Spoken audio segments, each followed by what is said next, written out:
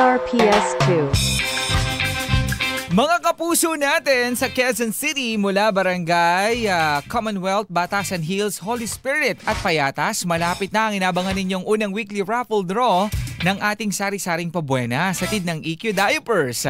Kung wala pa kayong raffle tickets, ay don't worry, may chance pa kayong sumali. Simple lang ang mechanics para sumali. Abangan ng SSP team na pupunta sa inyong barangay at i-display na ang EQ Pants at EQ Dried products sa inyong tindahan. Ihanda ang inyong proof of purchase ng EQ products worth 250 pesos at magparehistro para makakuha ng limang raffle entry.